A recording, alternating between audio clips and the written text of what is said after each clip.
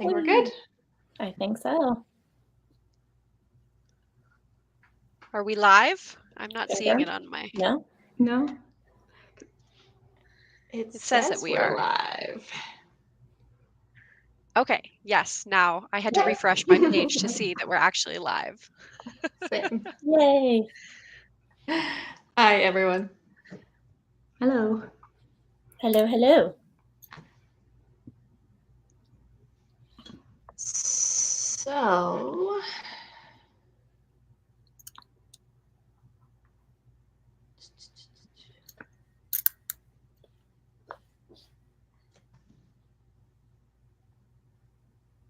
do we want to give it a minute? I was just going to say, I think you might be the only person, Sarah, because it just says one. So. Yeah, that's what I was saying. We could give it a minute and just chat. Let people come in. Oh, we got 2 now, so some we go. People are joining. I'm one of those people that always forgets about live streams, and then like I get the notification on my phone and I ignore it because I always ignore notifications, and it's like the one time that I want the notification, and then I get all disappointed because I'm like, oh, I really wanted to see that. It's not the same when you play it back either. Yeah. And I do the reminder thing, but it's 30 minutes. I want to comment on that. Yeah. Is that how the reminders work? Okay. Yeah, which is annoying. You'd think 15 minutes would be better, but because I forget about it in the span of half an hour every time. So I feel like the live, like the playback is like I enjoy watching it, but then sometimes I'm like, oh, I want to comment on that. It's like you're not in the moment in the same way. Nobody cares. Or they can't like respond to your comments, I guess, in the same way they can after the fact. Yeah, I mean, I guess the comment section, like if people really had comments in the playback, like you could put something down below in the comments, and maybe I'm the only one, but I go and look at our other live to see how many views and stuff it's gotten and things like that because I'm just curious. So yeah, I look at that today. Well, do we want to talk about what we're currently reading just to sort of fill the sure while we wait and let people trickle in? Sounds good. Or if you're in part of a readathon, there's like a million readathons. I know, there's so many. I'm just doing yours. I have no idea. Thanks. Someone said April-a-thon is a thing that I said I'm just doing yours. April-a-thon? Yeah. Yeah, just like it's just April-a-thon. That's my new. I just heard about another one too, and I was like, oh my gosh, I had no idea. Like I really only picked April because of alliteration. Well, Kristen, I commented on yours. I was like, you'll need to do a round 2, and then I'm like, shoot, that will be next April. So we could do Assassins in August. Yeah. It's not quite the same, but yeah, it's possible. I feel like that's so what are you reading then, Kristen? Why don't we start with you? What are you reading? Sure. I am reading Royal Assassin I'm backwards. Yep, you're right. Yeah. You got it. But I can't. Oh, so awkward. I'm reading Royal Assassin with Maria right now. And I am also listening to Traitor's Blade as well. I'm almost done both of them though. So I'm going to like suddenly finish 2 books. So now I have to think of what's next. Yeah, I'm also reading Royal Assassin. I think we're like 90% in, so we're close. It's getting very stressful at this point. We were just talking about, I think, like a good 100 pages before when would things get stressful, and now it's stressful. And then I just finished Way of Kings like March 31st. And then what is I started a fantasy romance, Reign and Ruin, but wasn't loving it. So then I started I'm gonna start Daughter of the Forest instead. Kind of switching. That's mood reading as usual. So nervous. I'm excited. I'm just working my way through Saint Death's Daughter, which is an e-arc, so it's not out yet, but I think it comes out like the 12th, so like pretty soon. I think I'm like 60% of the way through. The first 20% was terrible. Like it was just info dumpy, bad world building, confusing. I just was not connecting with anything in it. But then at like 20%, something happens in the book, and I was like so invested, and I was like, oh my gosh, this is amazing. Like, why wasn't the rest of this book like this? And then now I'm at 60%, and things have just like come to a complete standstill. And I'm like, wait, what? Like, no, I need it to keep going the way it was going. So I have very mixed feelings about it right now, but at least I'm not like completely in a slump. Like I actually am making progress now. Yeah. But I only have one book. Like that's the only book I'm reading right now, which that's like it. never happens. We switched spots with you and me. Now I'm like 4 books at once. I am reading Daughter and the Moon Goddess. I'm like 60% in. It's taking me forever. It's taking me ages. I think the first half, it was a lot of world building. So it was like her asking questions and then people answering the questions. And I was like, okay, there's so much. But like halfway, lots of action now. It's really good. But it's a big book for what it is, I think. And someone just said recently it has dragons in it, and I feel like nobody talks about that. And now I'm even because excited. Yeah, right? It's like 50, that's like the 50%. I'm like, oh, there's dragons now. So now I'm into it. Yeah. Yeah, they're more talked about right now, so we'll see. I had not heard about the dragons at all. I feel like people talk about, there's a lot of rhetoric about whether or not it's YA or adult, and people talk about the romance. Yeah. It's like love triangle-y right now. But I think it's a good one because I'm not sure where she's leaning. So like I feel like a lot of the times right now I don't know. So we'll see. I thought it would be a duology. So I'm kind of surprised it's taking a while. Is that what? Sorry? Oh, I thought it would be a fast read for some reason, the way people talk about it. So it's good to know that I was kind of going to pick it up in like I think probably 24-hour readathon type thing, and I'll keep it for slower. Yeah, no. The second half is going quick. It's the first half. It's like, oh God, lots going on. Cool. But it's worth it. She does I like her writing a lot. Do you feel like it's YA or adult? Do you have a sense? I was actually thinking that earlier. She doesn't feel, I don't know that it ever says her age. And she's like a war vibe. But yeah, I don't really get but it's not like steamy or anything like that. It's just very, I think it could go. It's when, it's in that middle ground area. Is it angsty? Is there a lot of angst? It's angsty. That's probably why people say it's like a YA, because I feel like that's like, because what's so difficult to pin down, like what is YA and what's adult. And like, yeah, you can say like the age of the main character, or you can talk about like who published it and stuff like that. But I think for me, like the only way to like judge if a book is YA or not is the level of angst. Like if there's a ton of angst and it's all about like life is so hard and it's so unfair, like that's like YA to me. And like not that level of angst is more adult. The only thing about it is one of the love interests is like the captain. So I'm like, how old would he be then if she's younger? So I don't know. But like there's other books with like young characters, like is that Mark Lawrence? Like the Book of the Ancestor, Red Sister, like the Assassin Nun one. Like she's a child in the first book. Fitz is a child. People don't talk about these books as being like whether or not they're YA or not. I mean, like the one case is because it's a man, and the other, I mean, she wrote it under a more the themes, generic book. Yeah, the themes. But I would agree with Sarah. Like, I feel like I get a better sense if it's like the tone, like what the vibe is, and if it's like angst, and if there's a decent amount of focus on the romance, but it's not explicit, then I am a little bit more likely to think that it's YA. But I feel like there's a lot of those like books in between where it's like, okay, you can tell that the author like wanted this to be like a little bit more grown up, but it still has like similar feel to a YA book. And I arbitrarily classify it as like new adult. I'm like, it's in between. It's like a crossover. Like it has these feelings, but it's a little bit more grown up. The category that should exist, but was kind of completely derailed. Yeah, exactly. It's all just publishing mumbo jumbo anyway, right? Like, like it's done for like marketing. Like it's not like these categories are made up. Let's be honest. The only 3 categories are fiction, nonfiction, and I don't know, poetry. I feel like middle grade makes sense at least, because it's like. But again, that's like an age range, right? Like as opposed to like what the book is. But we're totally off track. Should we maybe start talking? I was just gonna say we should maybe bring it. Okay, perfect. Well, it's so fun, and this is why we should do sprints more, is because like it's actually really nice to just like talk in like real time with people about books. Shockingly. Well, welcome to everyone to our live show for the second book in the Memoirs of Lady Trent series by Marie Brennan. And today we are talking about the book, The Tropic of Serpents, which I think we have very, mixed feelings about. I think this is going to be a fun one.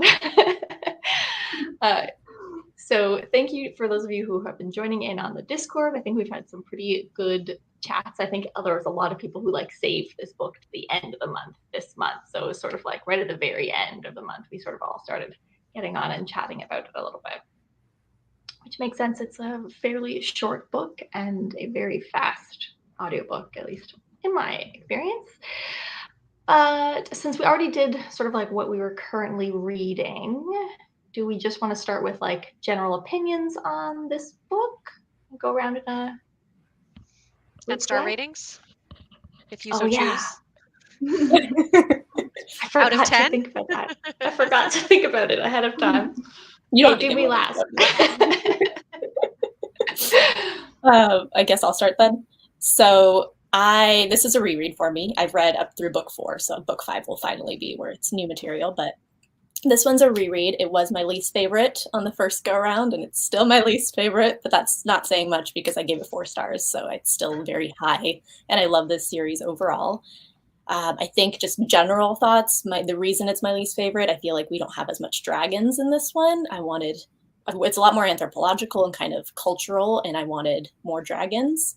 And I thought there were quite a bit of plot holes and kind of things that didn't make sense to me about the big stuff toward the end. So that frustrated me a bit, but otherwise I still love it. I still love the main character. Sorry, Sarah. I'm just having a really great time with it. I read the first 100 pages via audiobook. I'm not an audiobook listener, so that's new for me. And then my hold ran out, so then I switched to physical. I'm going to try and do book 3 via audiobook, the full thing if I can, because I did like it.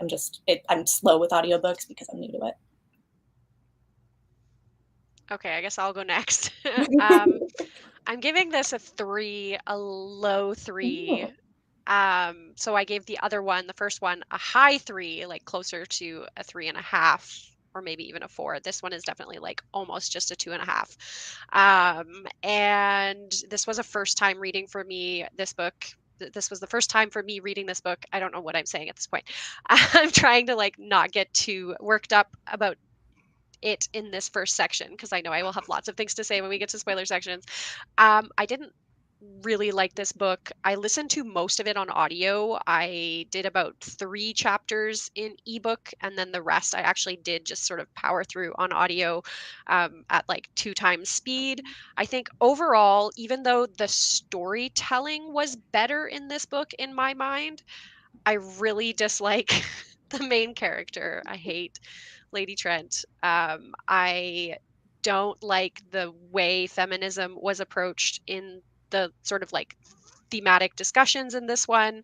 I didn't like the way that colonialism was a part of the story without it really being questioned too much. I really hated how the whole time everything was all about how weird and different things were in this different world, and really centering of the European as normal. I also had a little bit of uncomfortableness around the audiobook just because the narrator was doing accents, and the narrator is a white woman, and the accents that she was doing were accents that you would hear from Black African people. So I don't know how I feel about that. I don't know how others feel about that. I don't listen to a ton of audiobooks that have people doing voices. I don't listen to fiction in audiobooks. I listen to nonfiction usually in audiobooks. So I'm listening to someone narrate their own memoir. So I don't know what the general sort of thoughts are about audiobook narrators doing voices, but if this were a TV show or something and you had a white actor putting on a Black accent, I would be really uncomfortable with that. So that was another thing that I sort of just wasn't sure about. But I am going to keep reading. I'm kind of curious to see what happens in book 3, maybe morbidly curious. But those are sort of my my general easy thoughts here. Skimming the surface. Well, I read mine physically, so I didn't listen to the audiobook this time. But it's so funny. I gave this one a 3.5, and I think part of it was I had Sarah's voice in my head from the last one. I was actually like, look at how I tab this, and one of these tabs is about, these are going to be Sarah's opinion. I swear. It was like, so it made me, I love that. So it was like, okay, I can totally see, especially in this one, I thought the setting of it had some issues. Like, I do think that she looked back more. I have some tabs where it was like, okay, she's reflecting more than she did on the first one of her impact, but I thought it could be more. And then I remember in the Discord, the feminist stuff, I have so much tabs of that as well. It's like, it's just Sarah is in my mind the whole time. So I kind of love that. But yeah, I still enjoyed it. And I still love Mary Trent, even though she's unlikable. I like unlikable characters. I feel like that's just her. And she kind of embraces it. And maybe that's a bad thing, but I kind of like that about her. So yeah, that's it. Did you say your star rating? I forgot. 3. Oh, yeah, you did. You said low. So yeah, 3.5. Okay. I'm still thinking about the number. I gave it a 4 on Goodreads, but I think I would probably, like sit that at like a low 4, high 3. But I would say like I really enjoyed it. Like I very much so enjoyed my experience of listening to it. So I listened to the audiobook exclusively. And I just like, I think that I was reading it after I was just finishing something that was a really difficult read for me, in the sense of like I had a lot of pacing issues and I kept putting it off because of a book club thing. And so it was like something that I was struggling to read for a couple weeks. And then I picked up this and it was just like, again, like almost trying to make myself slow down and put it away at times, because it was just an enjoyable experience to listen to. I do find it a lot harder to like analyze everything that's happening on audio. And because I was coming out of it from like something that I was like trying to like take good notes for a review and stuff like that, I feel like I feel like it's just like audio candy a little bit, this series for me. Like I'm just like, ha ha ha, she's so funny. Like I get a kick out of her. She definitely has problems, and like everything that Sarah, for the most part, like I feel like I really agree when you're like, well, this like this. I'm like, oh yeah, that is a problem. But I'm just like, it's not the thinking book for me. It's just like an enjoyable, fun read. And there's things about it that I do really like. I feel like specifically for this book, I liked that we jumped a little bit quicker into the expedition. Like we didn't get like the whole, like, here's my life story up until this point.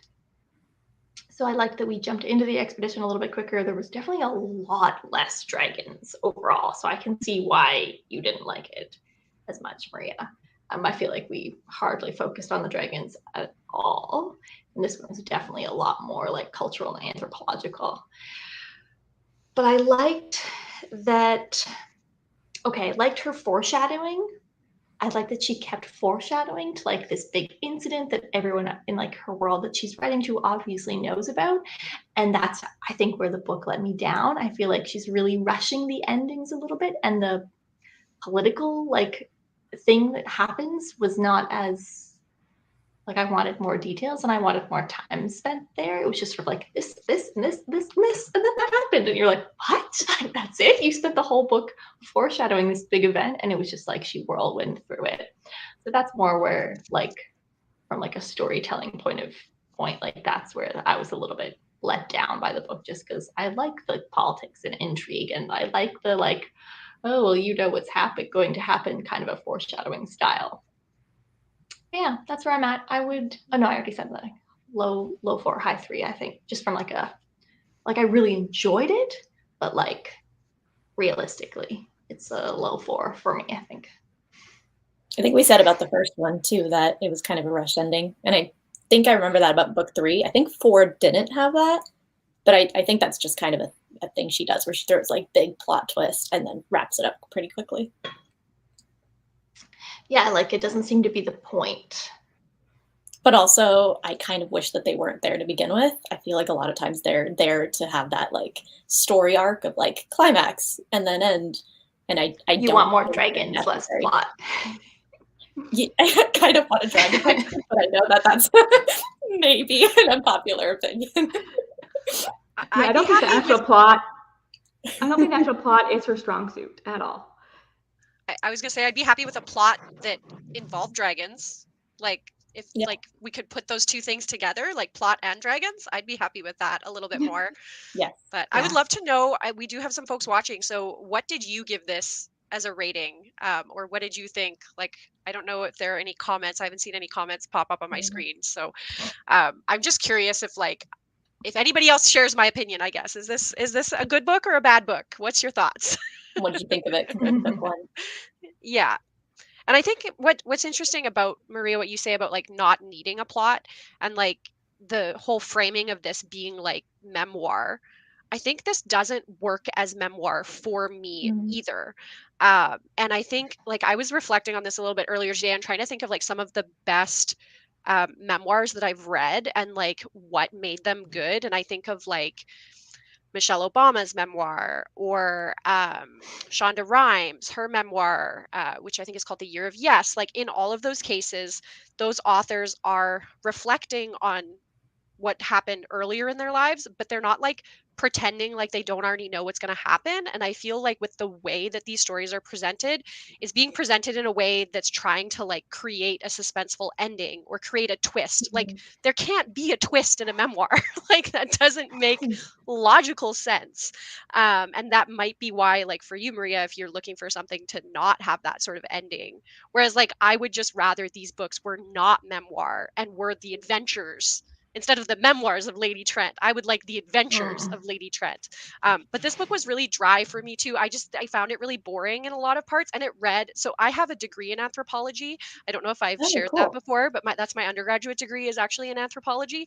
And this read like one of the like books that we would have had to read in class for like talking about a culture and learning about a culture of people. Like that's what it read like. And like that's not good fiction in my mind. Like, you know, someone's report on spending a year with a certain indigenous group, which like that's not even the way like anthropologists do anthropology anymore. That's like very much like Margaret Mead and like, you know, 75 years ago in anthropology. So is it how an anthropology text would be written in Victorian times? Well, in Victorian times, they were mostly armchair anthropologists, and they like weren't necessarily like going into the field in the same way. I think like even the naturalists, like Darwin went on the Beagle and like did stuff with like his studies and things, but I don't know that a lot of Victorians were like, there were some adventurers, more so like explorers as opposed to like scientists or anthropologists, is my understanding of that time period. I mean, if somebody knows better than I do, please let us know in the comments, but that's my understanding anyway. I just checked, and the author has an anthropological background, which I didn't remember. I was going to say, I knew that was her background.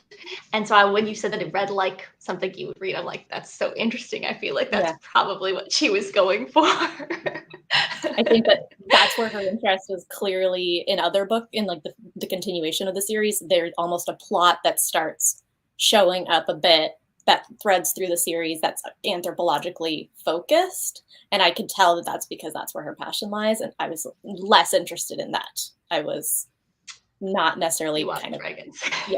But I actually liked it as a memoir, though. I was actually thinking about that this week when we were reading Royal Assassin, and I kind of was it's not quite a memoir, but it's like him as an older guy like telling his life story through that same lens, and that works. I was thinking about how Hobb actually does it in a way that doesn't work for me, whereas Lady Trent works for me.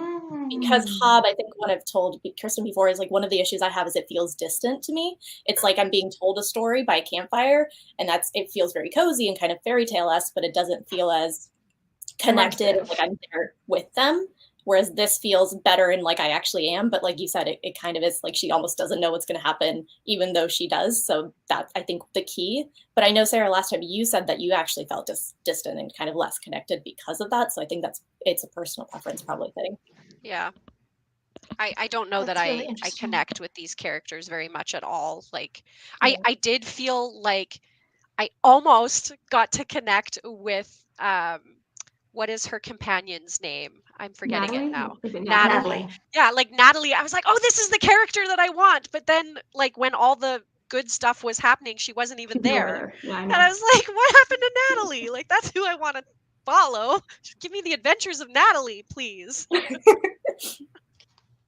I do want more Natalie. I was going to say I thought Natalie would be in more, but the ending, and then I wasn't sure based on her feelings towards the end. I kind of like the memoir style, but I think that it's definitely like making her have to choose certain like style, like we were talking about, like the that she should be more reflective. She should be more aware of like why she was making these choices, Sarah, in the Discord, and that makes a lot of sense. But at the same time, I was like, oh, like, but I feel like that's not what her readers would want to know at that time. Like, I'm very much so like framing it in like, this is a pretend world in this time period, and she's writing this book for her readers at that time. So like, I feel like she's focusing on the things like the drama a little bit more than, or like what it was really like, more than like her deep-seated emotions, because I feel like that wouldn't be the culture to share those things. That requires a lot of like meta thinking about this book as existing in a different world than our world that I don't think I'm willing to do for this quality of book. I totally but in Sarah's mind, it's just our world with a different name. Oh, we got it. I felt this one read like that too. Yeah, I think like I don't know much about memoir in the 1800s. I've never read a memoir from that time period, but like a modern memoir is someone telling the story of their life and reflecting on it. And I don't think Lady Trent is reflecting on her life in these books. She is telling us the story, and like we get little snippets of like, this was a big deal or this led to this big political incident, but like I don't think she's reflecting in the same way that like the memoirs that I'm used to reading. And maybe it's that word memoir. Like maybe if this was like the travel logs of Lady Trent or something with a slightly different name, like I wouldn't be calling to mind that kind of storytelling that is done in like modern memoir. I kind of see it as like her sharing details that weren't shared before because she's a woman and because she wasn't really publishing works. I kind of see it more as like her finally being like, now that I have a name and no one will shut me up, this is my time to finally have a voice and share kind of the details of my experiences. That's how I see it. But I know I can see how that's not quite a memoir, like. And that fits perfectly with her self-aggrandizement that she's so good at. She loves herself and she loves to be the person who is the most important person in the room. So yeah, I think that fits totally with the character that's been built, which I mean, like, good on Marie Brennan for writing a consistent character because she is consistently self-absorbed, which is just like the one kind of character that I hate reading. Unless fair. I love to hate them, but there's nothing about her that I love. Like I can love a character who I love to hate, but she's just not that character for me. I think that I really like that. I like passion, I guess. Like I like that she's so passionate about what she does. Like I find those characters, and like in real life, like I find that person very, very interesting. And so I like that shines through. And I feel like, I don't know, I feel like the intent here is about like women in academia sort of thing. Like I feel like that's what the main thing is. And I feel like that's coming through a little bit more than like other thematic things. I don't know, these are short books. I feel like she could probably get rid of some stuff and do more of other things, but I don't know what her goal is with that. Like, this makes me think a little bit of like Angela from the Channel Literature Science Alliance. She's always talking about like, I think that the author did what they wanted to do, or like, I don't think that the author did what they wanted to do. And I feel like for the most part, she probably did, although you would maybe say opposite with in terms of like feminism. I'm not sure, but like, I feel like the vibe that I get more is like the academic struggle, because I feel like she focuses a lot on that, about like carving out a place for herself in that sphere. And so I like that she really focuses on that. And for someone who's in academia, like they've got a little bit of blinders on about like other stuff in their life, but they're so passionate about what they do.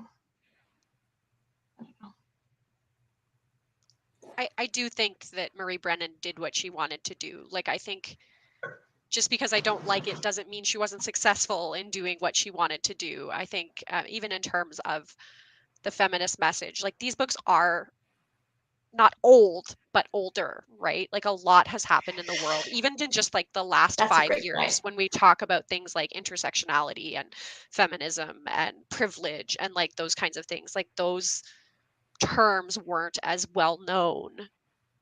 When were these books written? Like 10 years ago? Not that long ago? I think we decided 2010, 14, something. Yeah. So like little less than 10 years ago. So like, I think that maybe I'm not giving these books as much grace as they deserve for that. But the colonial aspects of this, we've been talking about decolonizing approaches for a long time. And so having a book that is almost 100% unapologetically colonial in the way that like it's created in a fantasy world where she could have changed anything she wanted about the world, like that to me is like unforgivable because you don't need to, because it's fantasy, we don't need to replicate what exists in the real world without questioning it, without acknowledging its problems. And like Lady Trent acknowledges it in like little places. Like there were a few places, and like since I was listening and not like reading, like normally in an ebook, I tab or like highlight and I can go back and look.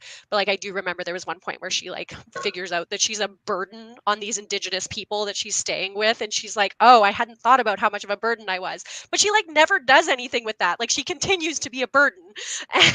And so it's, you know, there's like those kinds of things where like, and it's, there's a bit of the, and maybe I'll save some of this for spoilers, but there's a bit of the like white savior element at the end of this book, where she's the big hero.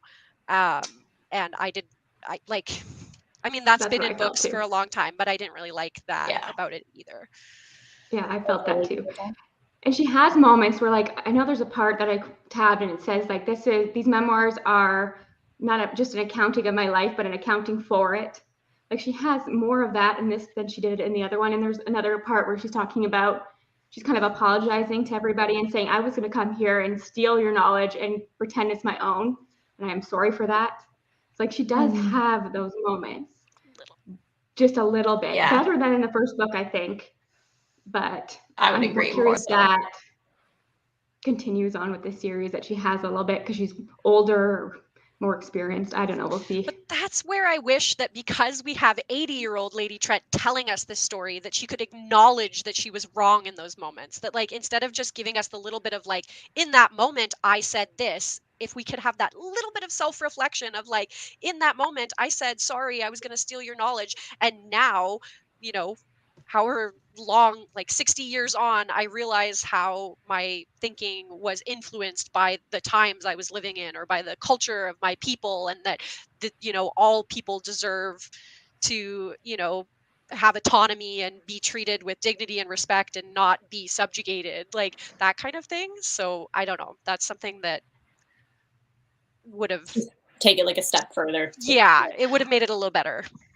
Yeah, I agree with that she probably, that like from her older adult self could have reflected back a fair bit more. What I had heard about this going in, like sort of like over the course of the series, it was sort of like that it's someone in that time period viewing these places like through the eyes of colonialism, sort of thing, is from what I had heard, like in sense of like she goes to these places and she like doesn't really think too much about what's happening, because she's just like, this is, she knows as much, or actually more, but like she has the viewpoint of someone from that time. And I've heard that it exists sort of throughout the whole. But you can write a character into your story who questions that, who is a local or who is someone else in your party who has that open-mindedness. And I've seen that done. Like I'm thinking of C.L. Polk's book, which isn't necessarily like, it doesn't have a colonial narrative, but it does feminism so much better than this book in my mind.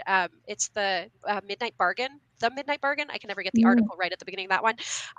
But C.L. Polk introduces these like two countries which are vaguely like based on like England and some other continental European country, maybe France. Like it's the same kind of idea that we're getting like our world's history, but not quite. And she has characters from like the continental European country, like questioning the way that things work in the like English country and being like, what do you mean women have to choose between having children or having magic? Like, that's ridiculous. There's this thing called contraception. And if having, being pregnant makes you at risk of being, taken over by demons or something, then just like use contraception. Like, and it's like, so there are ways to, That's I think, cool. bring a character Yeah. perspective in that's like, hey, wait, this is ridiculous. Why are we doing it this way? And I think there were characters in this book that could have filled that role. Like the other woman who she meets when they're in the Abba, I can't remember how to say it, the palace,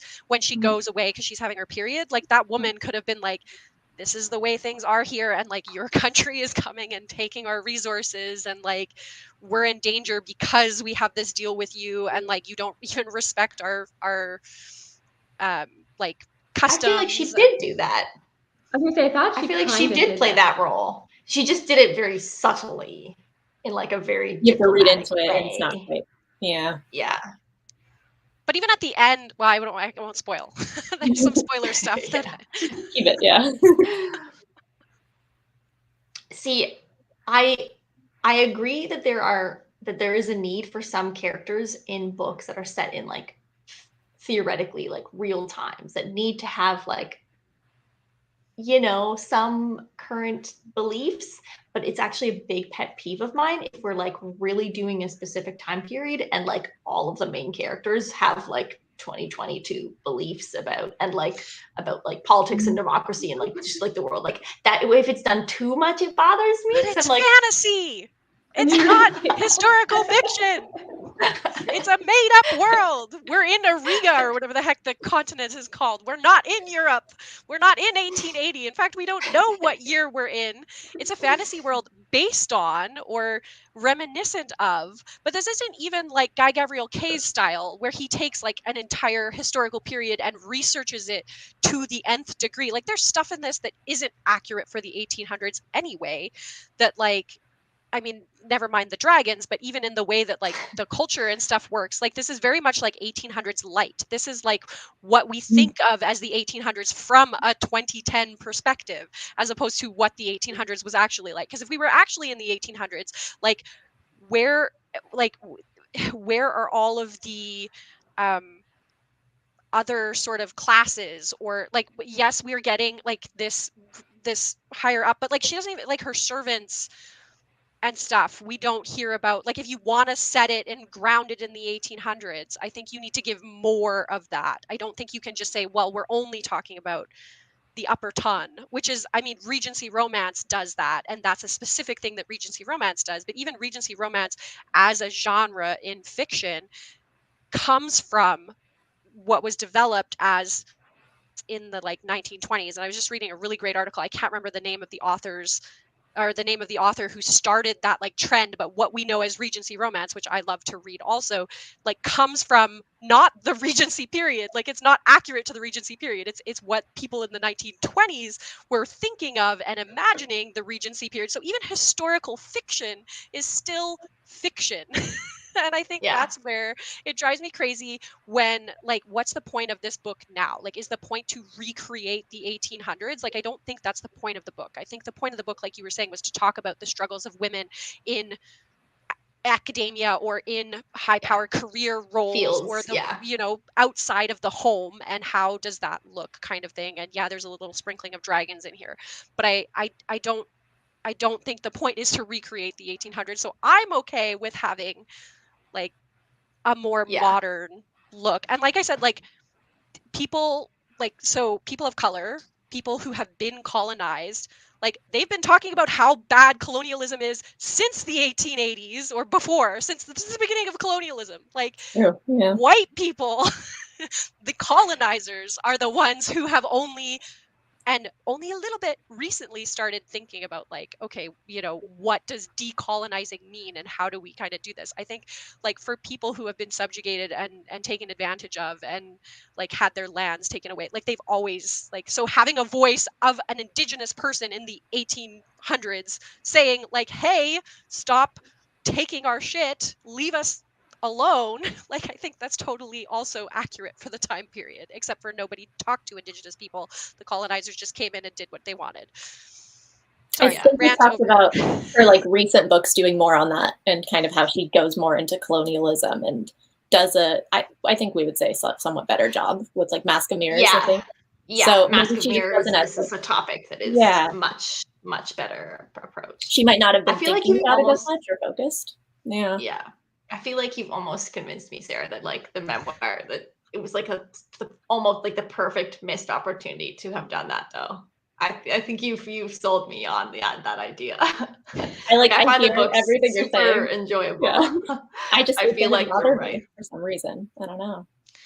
Well, and it doesn't bother me too, because I'm just like, this is fun. Like how like I'm gonna comment less than 3D was saying, like the slice of life, like, and that's how I'm consuming these books, is like cozy, fun, ha ha ha ha ha. She's making jokes about wearing pants and getting drunk at parties. Like, I think she also focuses more on like LGBTQ issues, because that comes up in book 3 a lot as well, and she's kind of touched on that with Natalie a little bit. And so I think that might have also been like, they're short books. I think she just should have either done more with them, like had longer, or like added in a little bit more, like took it a step further with little moments. But I think she was very just like focused on kind of like you said, the female career kind of story. And then also I think LGBT was like her second topic she wanted to tackle. That's how I kind of took it. We got like one line on that in this though. It is more of a thing in book 3, and I'm very curious what you'll think, because I don't know if it was handled well. So like, it's one of those where I think she tries and I don't know if she succeeds, but I do think that like it's something she was exploring a bit. Yeah, I think like that's why, so Natalie's character for me had more nuance, I think, than Lady Trent. Like, I feel like Lady Trent is like one thing, and Lady Trent is a woman who wants to be a man. Like, that is Lady Trent in this world. Like, that is what she wants. She wants to not have to, she wants to have all of the privileges that men in her world have. She wants to be able to pursue her passion. Of a man, but I think she wants the freedom. Sorry, I'm bumping my camera here. She wants the freedoms, but she also doesn't want the responsibilities of a woman in this time period. And I think that she really, to me, reads as someone who is really trying very hard and this was the part of the feminist stuff that I don't like, is because feminism is about equality. It's not about women having what men have. It's about all genders having the same opportunities. So whether, no matter your gender, being able to choose to be a parent or not to be a parent, being able to choose to be married or not to be married, being able to choose to have a career or to be a homemaker, like all of those choices, that's what feminism is about in my mind.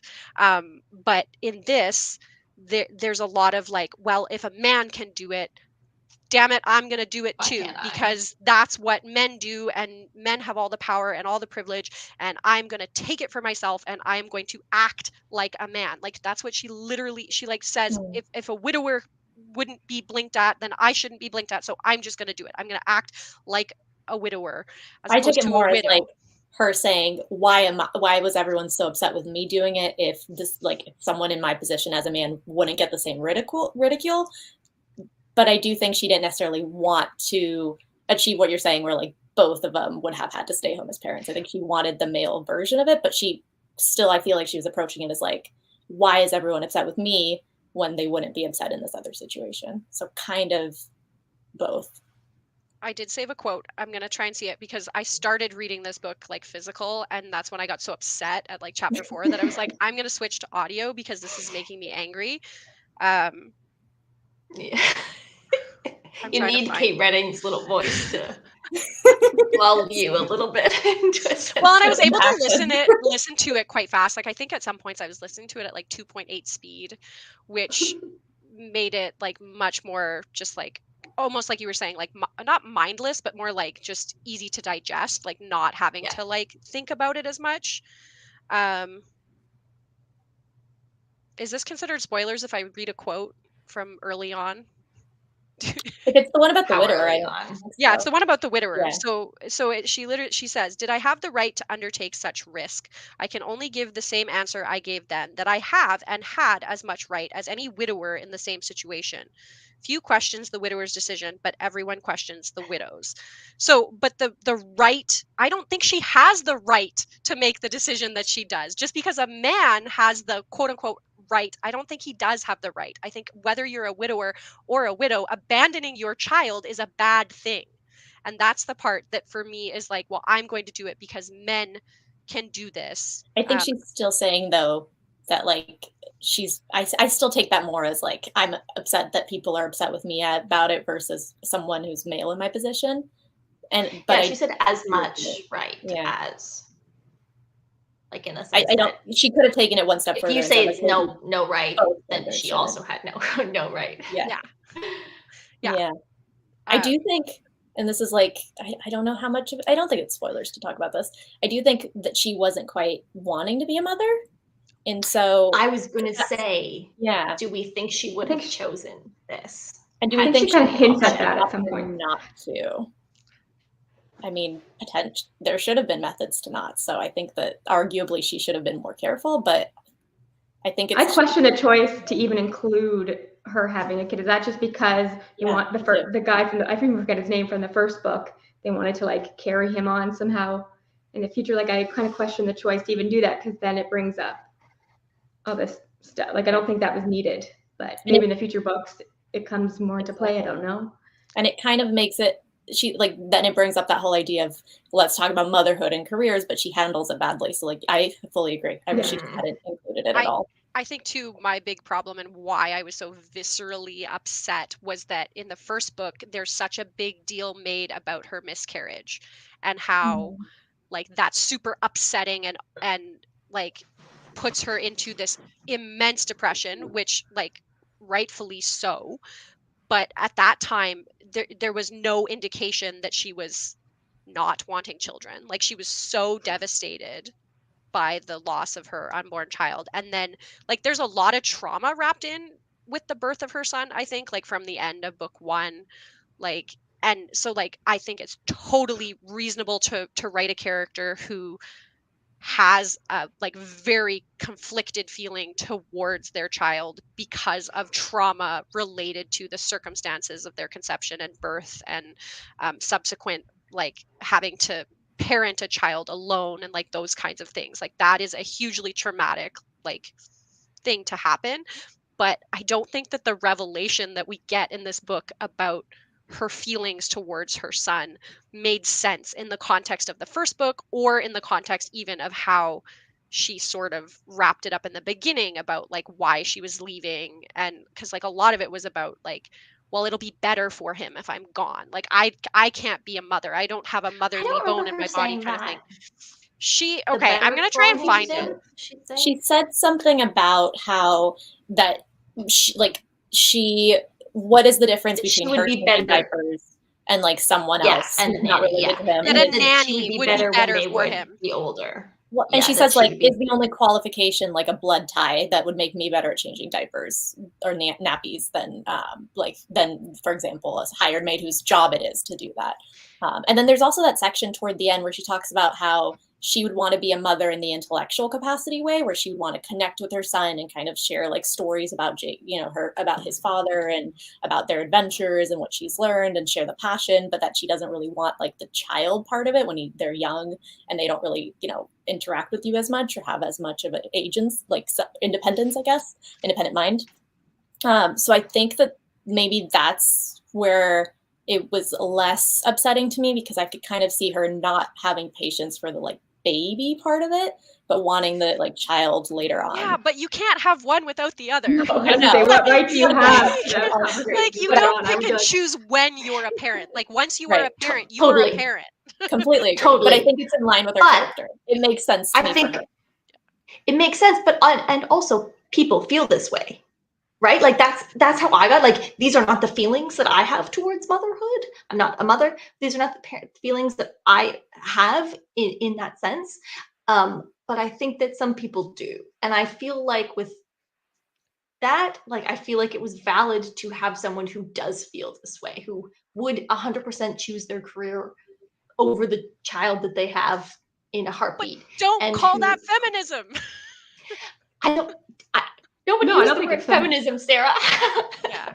No, I know. But I just feel like it's wrapped up in this sense of like, if women want to be liberated from the slavery that is domesticity, then they have to choose to abandon their children and pursue their careers. And so that's the part that drives me crazy, because that's false. You can have a career and have children. You can also not want to have children and have a career. You can have children, then decide you don't want to have children and have a career, and end up scarring your children for life.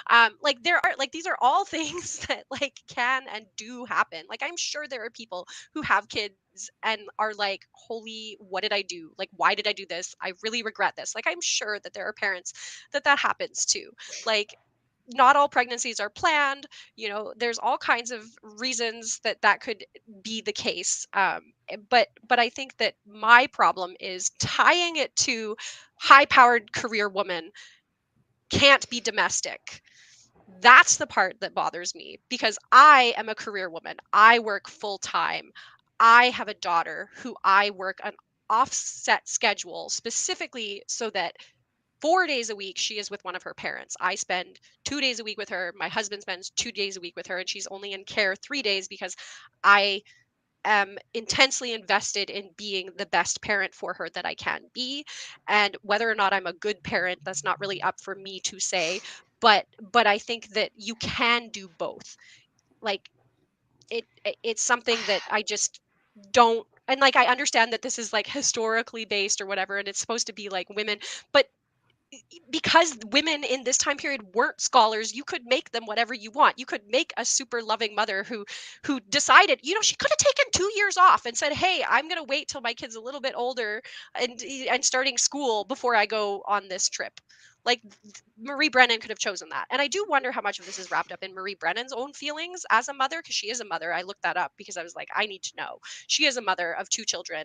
And so I do wonder, like, if this is almost like a cathartic way, because I think everyone who becomes a parent at some point has that moment of like, why did I do this? Like, now this kid is mine for all eternity. If it is cathartic though, like, but I can still dislike it. Have that out. Yeah, absolutely. No one is. I didn't say it was a bad book because of this. She never really that's building her character more. Like, she is selfish. Yeah. That's just how she is. So it just makes sense for her. If suddenly she was like, well, I want to stay for 2 years with my kid, that just wouldn't be her. And you know what I mean? If I'm like, that'd be a strange move for her, because she's just a selfish That's true. person. That is true. But I like that about her, which I don't know what that says, because she's interesting for me to read about. Yeah, I don't think she's super layered. I don't think she's super layered anyway. That's why I do think Natalie was kind of refreshing, because even a lot of like the male characters and everybody, I think they're all very just one note. So I'm hoping Natalie's in it more, but I'm not sure. I think even like the son's thread isn't really taken. He's kind of one note too. Like, we don't ever really explore, at least from what I've read, the like trauma of him not having his mom there. He kind of just like, he'll join on an adventure at one point and be like, yay, adventure, dragons, and then be like, okay, I'm good. So he's not a child that like really, that she doesn't really unravel that thread anywhere. So and yeah, I think now that I'm thinking about it, like, I'm surprised her characters are kind of one note. I'm surprised I kind of completely. I was just gonna say, I feel like the side characters are. But I like them anyway. Yeah, I don't know. I think Tom Wilbur is maybe the most kind of complex individual.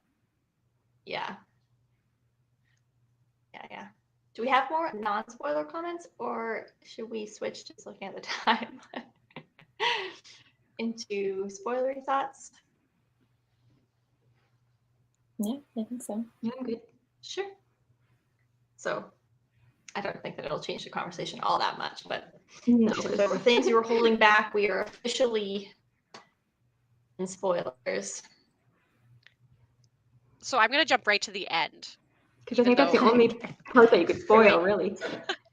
I know, we've kind of skirted like some of the things, Yeah. like her leaving her son. I don't know, it doesn't have any bearing on the story. So really. But so the end, so going back to what I was saying about how like there's not that voice to like be like, hey, colonialism is bad. And like, so I think it was kind of, too subtle maybe in the way that it was done with the woman in the period place. I don't even know what it was called. Ogban, I think. Ogban. Yes, okay. You would think because I listened to it, I would know how to pronounce these words, but I obviously didn't absorb them at 2.8 speed. But I felt like the end when she like goes and she convinces the like leader, like the Abba, to be like break this deal of making the dam. Like there was a great opportunity there for that to be about like sovereignty and that this nation could like that's a huge deal.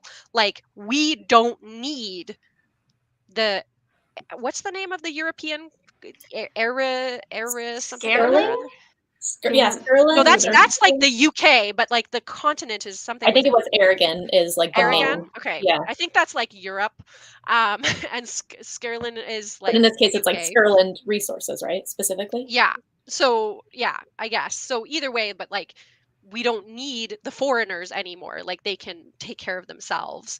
I feel like And, that like, was implied is how I took that. I know, but it's just a missed opportunity. It's like you're not really, and the fact that it's a white woman coming in and being like, I saved the day. Like, Saved the day. look at me. I know how, like, and it really drove me crazy that she got to be like part of the secret society, knowing the secret of the dragons.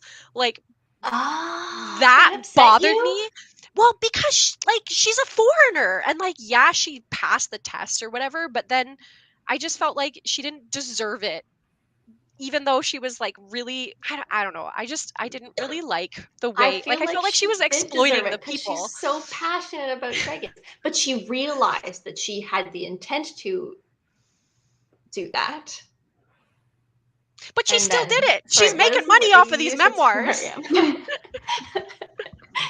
Like, isn't that the whole conceit that we're in this imaginary world where she's making money off of her career? She even addresses the fact that I'm sorry, I'm losing track of what I'm saying. So late my time. She even addresses the fact that she say some of the things that you were saying before.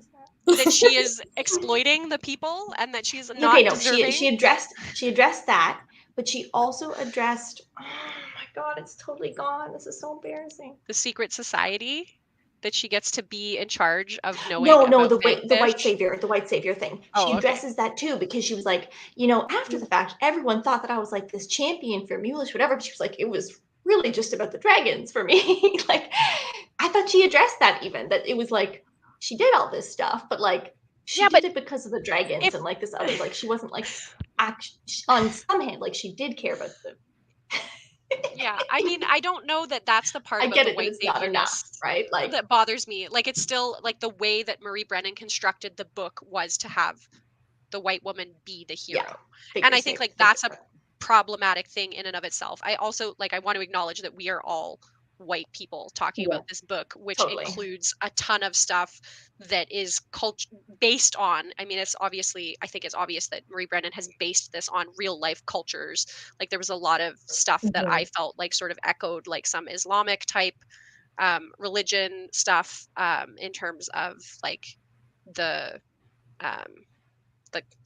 main guy and the leader that they went and saw and some of that kind of stuff, and like having like because he had like a harem and like some of, I don't know if that's part of Islam, but like that sort of like more Middle Eastern kind of reference, and then obviously like some more like, and I don't know which part of Africa the specific sort of inspiration came for the group that was in the swamp, but like I think it was clearly based on some group or maybe multiple groups in real world Africa.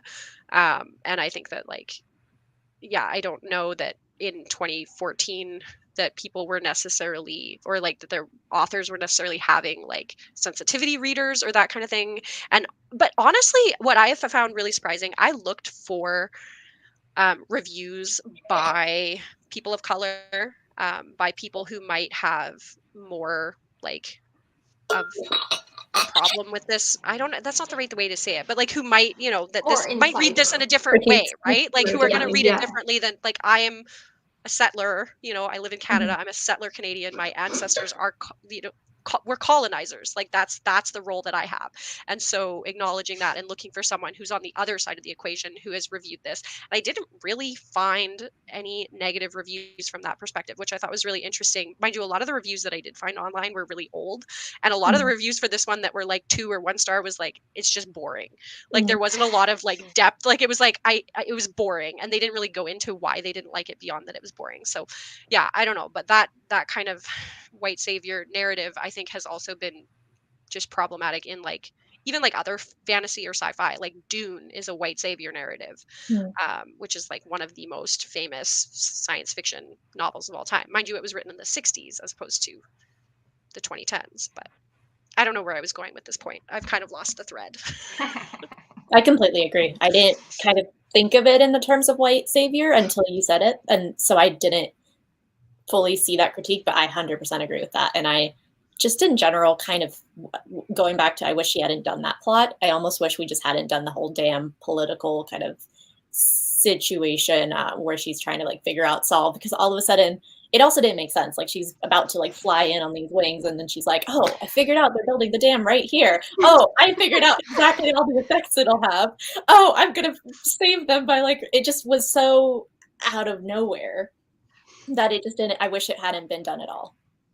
Yeah, I would agree with that. Like I just from like a story perspective, I feel like I had really high expectations for it because I was enjoying it so much more than the first one, or like up until the ending. And then it was just like, it was so quick.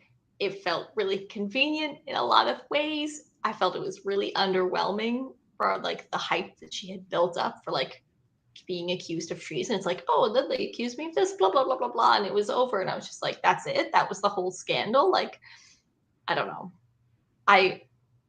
Looking back, I wish there had been a different, like with the ending that we got out of that storyline, I don't feel like that storyline was necessary, but I was like so excited for it. And then it didn't, it kind of fizzled for me with the ending. Well, and the whole like, oh, high treason thing didn't make sense either. Like, oh, this guy is going to hold me under arrest and like, I'm going to be in trouble because of, and it's like, he really thought you were really underwhelming. Storming the fort with like 10 people. Like, I don't understand. Like, this doesn't make any sense. Yeah, the political stuff was really weak, I think, in terms of like political machinations that can happen in this kind of thing. But I think also the thread of like the keeping the bones, like I feel like the stuff at the beginning of this book wasn't resolved with like the theft. Am I forgetting something? Like the theft of the notes? At the end, it was like they basically have an idea of they know who it was.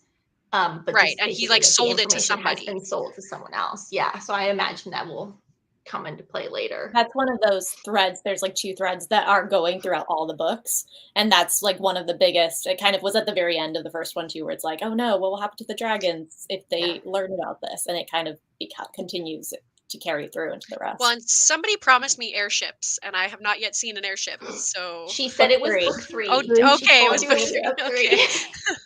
Yep. I'm assuming that they will be built from dragon bones because that was the whole like glider light. Genius. Gotta be light. I could not picture that scene at all. You what? I could not picture that scene at all. Like with the glider. I think it was stupid and impossible and just doesn't make. It was ridiculous. Natalie's never built this, never tested it. They've never like checked out the parameters or anything. And now we're gonna dive off of a cliff. I mean, that sounds like something Lady Trent would do, though. Like, she's not known for her foresight. Right, but the fact that she didn't die, Well, then we wouldn't get books 3 and 4. Yeah, this is where 2 like lost me. It was that whole thing with the like, this is my solution. I also am like, I want to know how enjoying it up until that. Yeah, I want to know how. Like, I want to know. How do people normally get up there? Exactly. There's got to be a. I thought that was going to come around, like tell us the reveal. And like maybe that's what I was waiting for. Well, half of it was like, oh, I don't want to spoil their like secrets or whatever, right? She did say that there was another way that was much easier, and that they all thought she was crazy. Yeah. But she didn't know. Mary Brennan doesn't know the other way. That's just convenient. She could just say that. She didn't come up with another's way. Beginner's luck. Yeah. even the way that she like talked about in certain points where it was like, oh, I'm not going to reveal anything, or, you know, I'm going to reveal this, but it's okay because I don't think it like really compromises these people's beliefs. I didn't like that element either. Like, I didn't feel like from an anthropology, like field work perspective, that's a good sort of way to do it, unless you've asked the people permission. And like she said flat out that she wasn't in contact with these people anymore. So I don't see how years later, when she's writing a memoir, that she could have asked permission to share the things, like even the ritual that they go through to banish the like witch's curse or whatever it was. Like, she shared that in detail from like a perspective of like respect for another group of people. Like, and then also her attitude about it, like, I didn't believe it, but I went along with it anyway to like get what I wanted. Like, I hated that. Oh, I knew that you were going to hate that. And I actually didn't mind it because I thought it was really realistic. Well, I think that's the problem, right? Like, I just don't like Lady Trent. Like, all of my problems with these books are the fact that I find Lady Trent to be a reprehensible character. And like, that she's just not the kind of character that I enjoy spending time with. And I think that if it had been written differently, it wouldn't be the same book. Like, I don't think that things, like, I'm not suggesting that these things have been changed. I think the colonial stuff definitely needed to be handled differently, but even in terms of like the way that Lady Trent is, like, I don't think you have the same book if you change who Lady Trent is. If she's not self-absorbed, you can't have the same book. Like, that's kind of central to this book. But then for me, it's kind of the question of like, why am I reading this? Because I agreed to do this. So you're allowed to stop reading. We don't want to force you to read books that you hate. What will you talk about in these lives? I was going to say, I feel like these books. Other opinions. The stuff that bothered me that was not Lady Trent, because I do, and sorry, if my dog's still loud, let me know. I just let him in and he's being annoying. The stuff that bothered me, because I do like Lady Trent, was, again, going back to dragons. I feel like the part that I had issue with is that I don't know, maybe I'm not an animal scientist, but I feel like it doesn't make sense the way that the ending went there. Because the whole idea is that you have all these queens that like swim in this separate pool that's really hard to get to, that they bring the males there to like breed them. Then they collect those eggs and they bring them and hide them. But that means that those dragons literally can't survive without the influence of these people. And I want to know, that doesn't make any sense to me. It's like, why usually that survival of the fittest would kill you off, because if you can't breed or like have your eggs without human interference. Lots of symbiotic relationships like that when you start to think about it. Like, I mean, like cows and chickens don't exist without humans. But I guess. I mean, I guess they can breed, but like they exist because human intervention. So I think it's plausible to say that there have been people living in this swamp for so long. Who knows if that's the original process?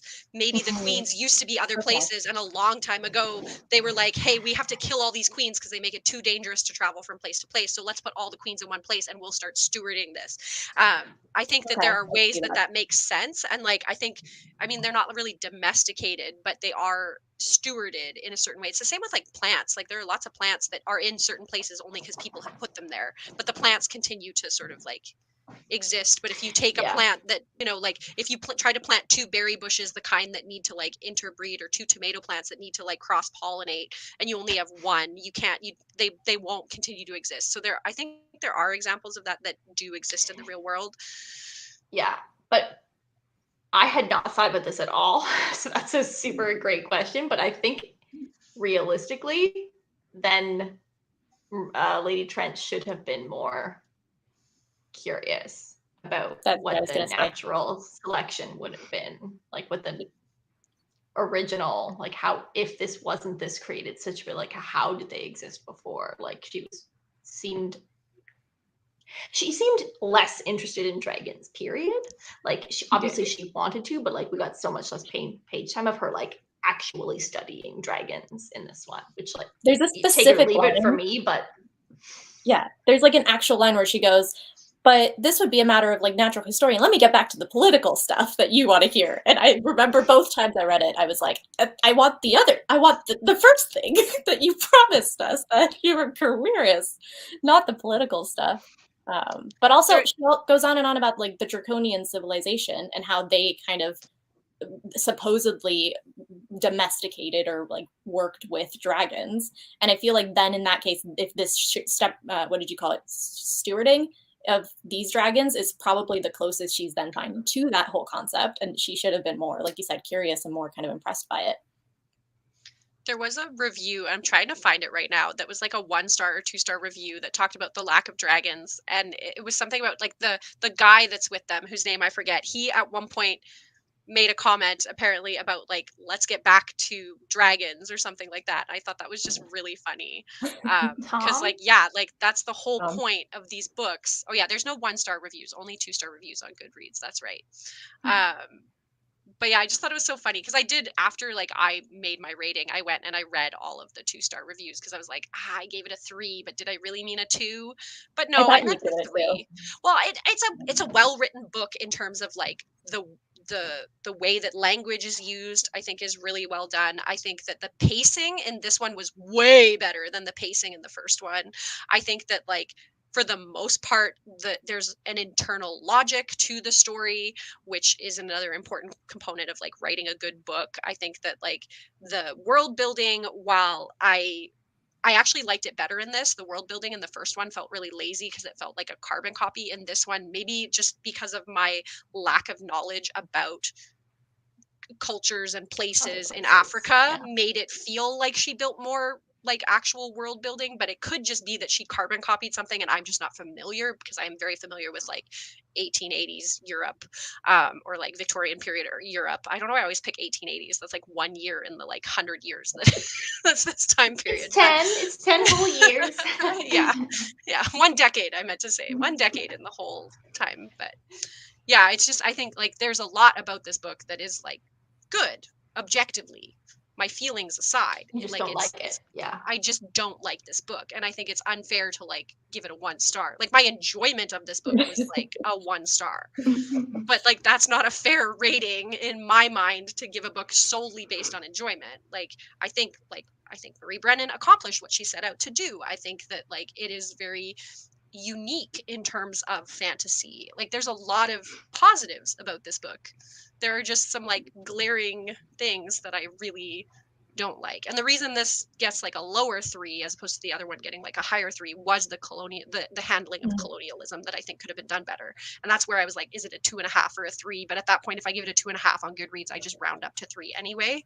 So that was kind of some of my thinking. Yeah, that makes sense. What did you guys think of Tom Wilbur? And I guess we talked about Natalie already a little bit, and kind of that whole storyline. I find it really interesting how they're like dynamic. Yeah, I liked it. It's tough to sell me on I want there to be more like male, female friendships that don't turn into anything. I want more of that. But when I read, I'm like, oh, but they could be so good together. Like, I'm also always rooting for the romance. So I actually am really satisfied with how that went in this one, because I felt like there was like a moment when she was like, do you have a personal, when they were in the tent on the first hunt or whatever, and she like sort of like says like, why are you bothered by this? Like, do you have a personal interest in what's happening here? And there was like, and then there was all the drama, like the rumors about it. So I like that it had a moment of like, could there be? But then that it was actually like super chill. And like I remember the moment, like I was like walking outside on the way home when she was like, you're not into me, right? He was like burst out laughing. He's like, God, no. So like I actually really enjoyed it. I feel like she sold me effectively on that I only want them to be friends and have like a great camaraderie and not romance. Because I feel like that's really hard, because I am usually going to root for the romance, even though I want more friendship. Yeah, sorry, go ahead. I was just gonna say, I don't really have strong feelings about Tom, because I feel like he's such a minor part of the story. Like I really don't like, he doesn't really have a role in this book. Like I felt like he had more of a role in the first book. And like I liked at the beginning when we started to see like the fact that he had skills that, or not the very beginning, but when they first arrive in this foreign country and he is like making friends to try and find ways to like get the raw materials that they need, like the dragon bones, without them having to kill a dragon. And like he like is better at the politicking, and like we get a tiny flicker from Lady Trent of like, oh, I hadn't thought of that. Like, yeah, that actually might be kind of smart. But she doesn't actually go so far as being like, he has skills I don't have, which is like what would, it would have been out of character. But that's like what she is failing to see. And that like, that's something that we didn't get to see any of with Tom once we arrived in the swamp. And like so much of, I don't know, is so much of this book in the swamp, or is that just the feeling that I got? Like, is the largest portion of this book in the swamp? Or is that like just in my brain, it's become this big thing? I thought it took like 2/3 to get to the swamp both times I read it. I remember there being a lot of time at that court, that like palace. They spend a lot of time in the build up to actually going out. And then they go into like the fields where they're hunting for the first time and they see the snakes. And so all of that. And then you finally get to, I feel like the last, maybe like a little more than a third for me was the swamp, I think. What do you think, Kristen? I feel like there was a lot of swamp, but I don't know, like okay. Maybe 50-50, more 50-50. But who knows? I didn't track it. I almost wonder if it was like a vibe thing, like because that part was definitely so much more like atmospherically written, and you were getting a lot of like the setting and like how they're having to live with this, and like the rain and the wetness and the smoggy heat and the insects. Like I almost feel if she just did a better job of like creating that scene, that it feels more like. Yeah. I think a tiny part of my reason for liking this book the least is that this is the one time where I'm like, I would not go study dragons for this. I would not live in the swamp with the leeches, the hilarious yellow fever. I thought the swamp was cool. Not worth it. I liked the swamp. I was kind of sad that they continued and persisted to call it the Green Hell even after meeting the indigenous people who lived in it, who were quite content to call it home. But they thought it was really dangerous too, and I liked that aspect of like even they think that they're constantly aware of how dangerous their environment is. Yeah, but I think they still like see it as like life-giving. Like they didn't want to be outside of the swamp. Like they were like those people who, the villagers, don't know what they're doing. Like they had a disdain for the outside world and had like a real love, even though there was like a healthy fear of certain things. But like I liked how there was the comment about how like Lady Trent was like a child, like when they were doing like all of their, like when they were getting the stuff off their chest in the ceremony there, and the woman was like, she's like, I dislike how you make everything take twice as long and I have to treat you as a child, but thank you because it's prepared me for when I have my own child. And it's like, I thought that was really interesting, and like I wanted more of that kind of stuff from, like, I think the people in the swamp also felt better than some of the other people in this particular book. Like they felt like whole people with like keep that part better. Yeah, with like different motivations and stuff. And like I loved the like, and I don't know what culture it's based on or where she got her inspiration, but I love the like idea that this is a culture where if you have a problem, you just move camps. Like it's not like, and so there was a little bit of recognizing like differences in culture. I still think that the way that Lady Trent is just like, yeah, but my culture is, it feels like she thinks her culture is superior, which I think is on brand for Lady Trent because she thinks she's superior. But I think like that's kind of interesting, the way that we did get a glimpse at like the lives of the people in the swamp. And like I liked at the end too, where it's like, oh, you silly woman, like the fangfish, that's not a fangfish, that's a baby worm or whatever they're called. I was like, oh, I love that. Like I wish that had been the big plot twist. That was cool. And it was like one line. It was kind of thrown away. Like I kind of wanted that to be bigger. Of like they've been right under your feet the whole time. Yeah, it was terrible. The whole ending was rushed. Everything about it. But it was bad in the first book too. Like the ending also was not great. Like I feel like that's like Is this only her second ever book? Like was this her sophomore book? I want to say yes. I'm not sure what her like publication order is, because I don't know if Marie Brennan is the she that I'm referring to here had anything out before A Natural History of Dragons. I'm not sure. I don't think I've heard of anything else or seen it on her. Like so it was either just like her getting better at writing, or is it intentional because Lady Brennan actually realized more from her experiences, like in the first, wherever they were in the first place, to where they were in this one. Is she more cognizant, she being Lady Brennan, Lady Trent. Lady Trent. Oh my gosh, I was like, that didn't sound right. She being Lady Trent, like more cognizant of her surroundings, so she is seeing them as more real, fully realized people with like thoughts and feelings and their own culture. I feel like she was connecting to them. In the first book. Yeah, she like connected to them more, I think. Yeah. And the differentness of them, I mean, that's one of those things, like, so anthropology has a lot of problems just like from a colonial perspective. Like if you look at the history of anthropology, like in our world, and you look at how anthropology has always been about like going and collecting other people's material culture and collecting their stories and things about their culture and bringing them home and studying them, which, like, if you think about that, that's like really icky, like studying other humans. But there's always this debate about, like, or at least when I was in university doing my undergrad, like the debate between anthropology versus sociology, because sociology is like the study of your own people versus anthropology being the study of people who are not from your group, kind of thing. And yeah, the other, right? And so I wonder if in terms of the, like, people in this book, they were more different from her, so more like anthropology, versus in the first book they were more similar to her, so more like sociology, so she didn't really see them in the same light. Like I wonder if there's also an element of that, because the others were European, Aragon or whatever, even though they were culturally different, spoke a different language, had a different religion and that kind of thing, but they were still more similar.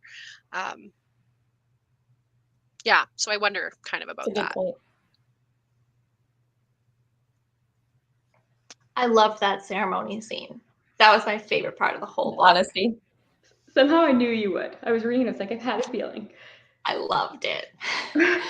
I just, like, I thought, like, everything that the Moolish people said, like, I thought that was amazing. Like, they were just, like, yeah, like, they just, like, called them all out and being like, this has been troublesome. Like, my brother left because he didn't like having you around, and, like, that made me angry. Like, I loved that they called them all out on all of that, and that she, like, Lady Trent, I almost said Lady Brennan again, that Lady Trent and Tom and Natalie were all like, oh, we've been a burden.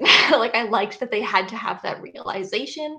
I thought, like, the honesty between her and Tom in that moment was, like, great, where they were talking about, like, her privilege and her obstacles versus his privileges and his obstacles. Like, I thought that was a great discussion. And as well, like, Natalie's ace revelation, sort of, and as well as, like, maybe she doesn't want to be abroad. She wants to, like, stay at home and have a real job. I thought that was all great. I loved it. I wanted more of that in the book. I liked that they were forced to confront those things. I think the revelation that, now I'm going to say Lady Brennan. Thanks. Lady Trent. That Lady Trent, her revelation that she, like, resents her child. That was not the revelation that I was expecting from her. I was expecting it to be more along the lines of like I have unresolved feelings about the fact that my husband is dead and I have a child by him who looks like him and I haven't dealt with it. Like that was more the direction based on the first stuff, because she kind of hinted at in that, like, when she's talking about leaving her son, she, like, talked a little bit about how, like, he looks exactly like her dead husband and, like, some of that kind of stuff. And so that's where I thought it was going. But then I'm really disappointed that even though at the end we kind of circle back when she gets back to see her son and she talks about, like, how she still, like, he doesn't recognize her and, like, she maybe can consider being a better mother. Like, I think that so the term resent is such a strong and powerful emotion, and, like, that's shit you got to deal with. Like, you can't live your life resenting anyone and have a healthy and productive life. And, like, I don't know, like, she was so wrapped up in the goings on in the swamp and the goings on of her research that, like, even though she came to that revelation, like, what did she do with it? Like, I don't think she did anything with it. Like, I think it's one thing to, like, realize you have that, and I think, like you were saying, Kristen, like, it's a valid feeling to have. I think that, like, there are probably people who feel that towards their children, but like, how do you deal with that? Because, like, obviously the child didn't ask to be born, and, like, the child isn't, an innocent, like, the child deserves to be loved and well cared for, like every child does. So how do you deal with that? And like, is that making sure that you have enough money to provide a nanny to be that surrogate mother for that child? Like, is that a good solution? But if you still resent having to pay for your child to be cared for, like even like the whole like leaving him with her sister-in-law and brother. Yeah, I think her brother and sister-in-law. I can't remember. So like her husband's family, is that who she left him with? Yeah, Jacob's brother. Okay, her brother-in-law and his wife. Okay, that makes more sense, because I was trying to figure out, because there's so many mentions of like siblings at the especially at the beginning. Like the other thing too, though, that I thought was only hinted at in this that I would have loved more of was like her relationship with her mother, because like we got more of that in book 1, but from like a more like reflecting on the past perspective of like her mother when she was like growing up, as opposed to here where we're seeing like the two women interact in adulthood. As and I think that like and her as a new mother.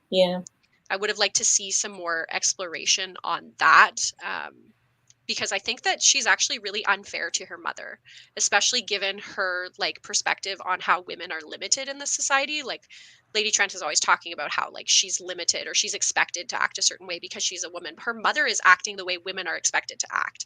And I think it's really uncharitable of her to then look at her mother and be angry at her mother for her mother fitting the mold.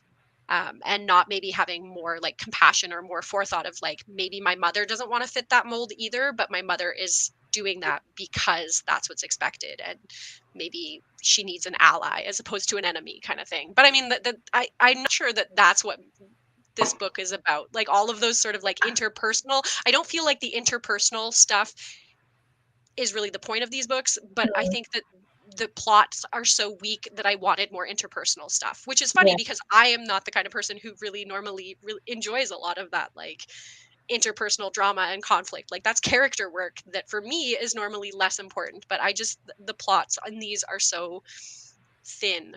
The thing that bothers me about like her mom is that I see what you're saying about how her mom fits the mold, but I feel like her dad fit the mold, which, okay, fair, like he wasn't as limited, but he at least tried to connect with his daughter on her passions and like find ways to like within the societal restrictions, let her pursue her passions.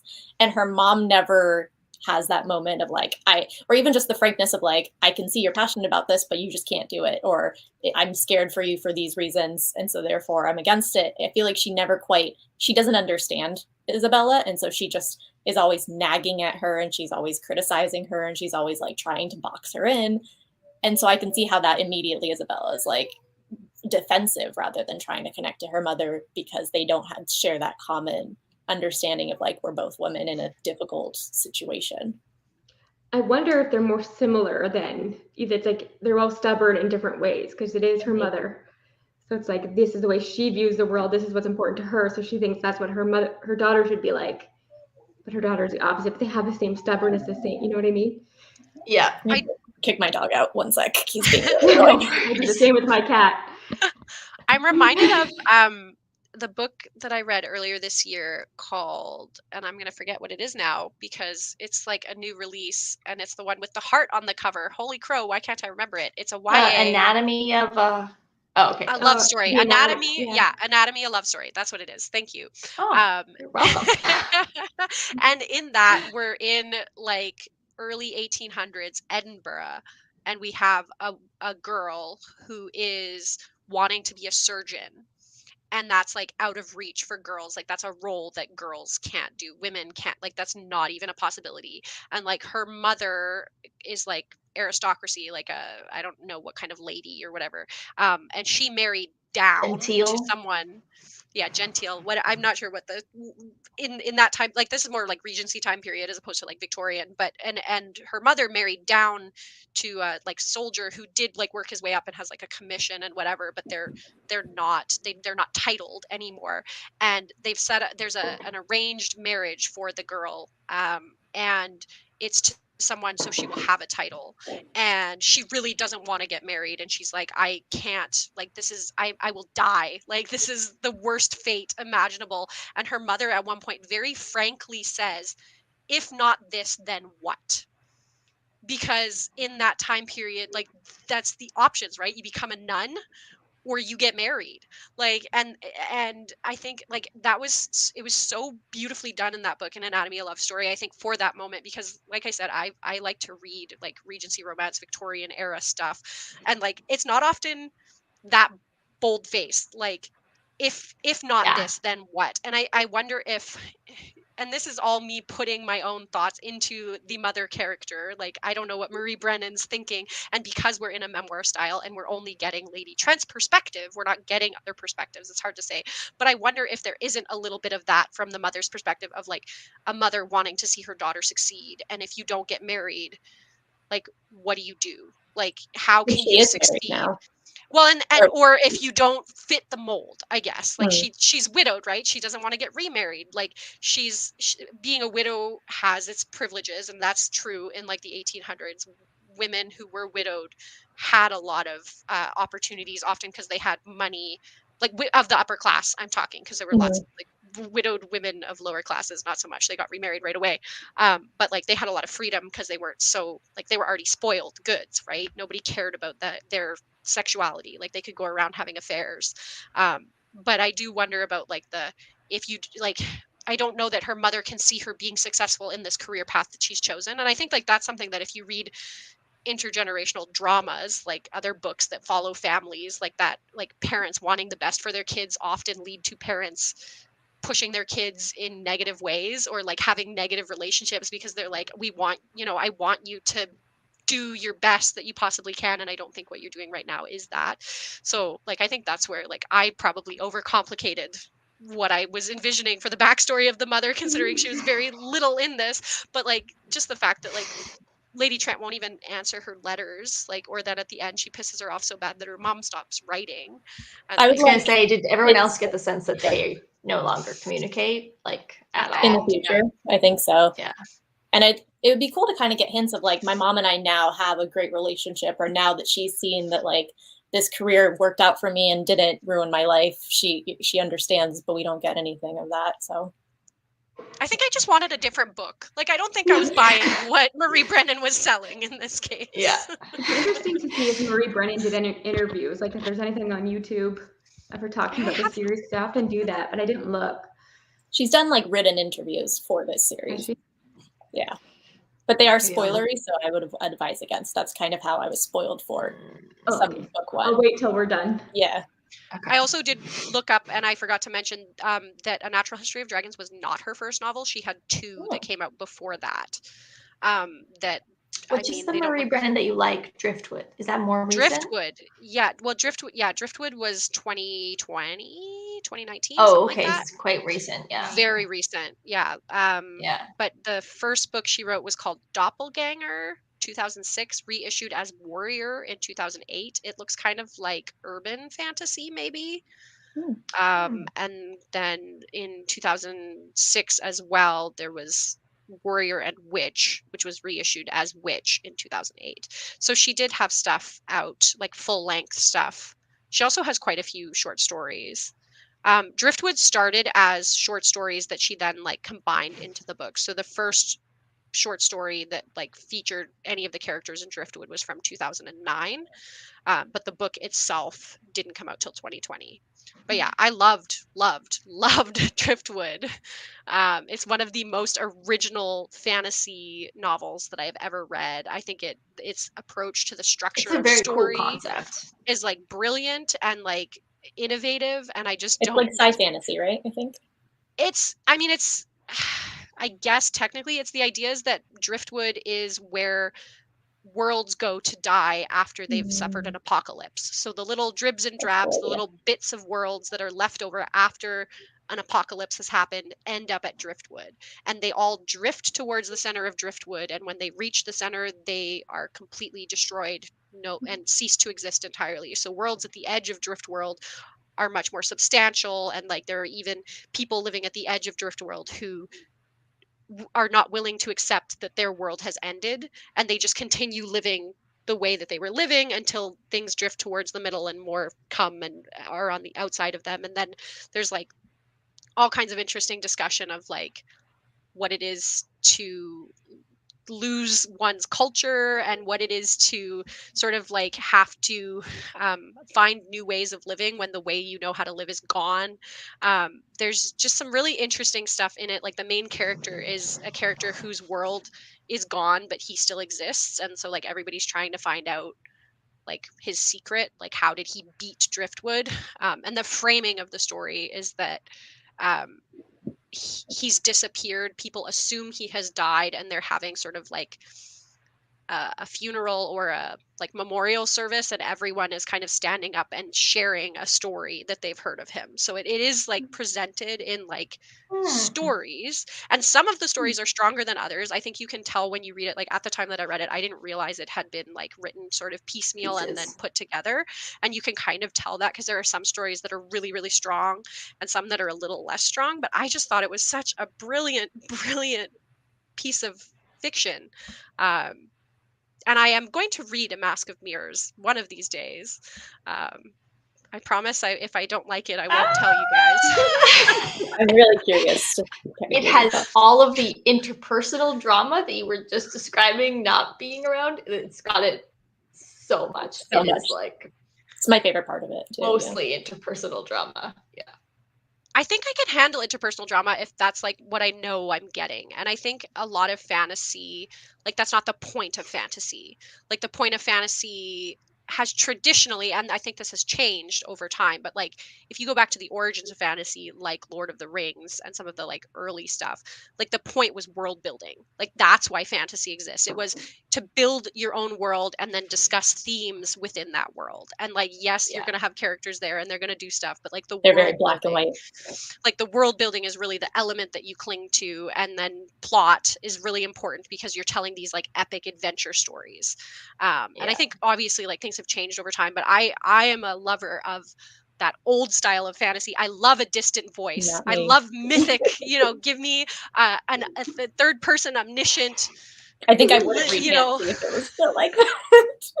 So and that's why I don't read a lot of like modern current, like, well, not even like high. I don't read a lot of high fantasy or epic fantasy. I don't read grimdark. I have very little interest in grimdark. Like, give me contemporary fantasy, give me urban fantasy, give me magic realism. High fantasy is where you get that more like the world building quest.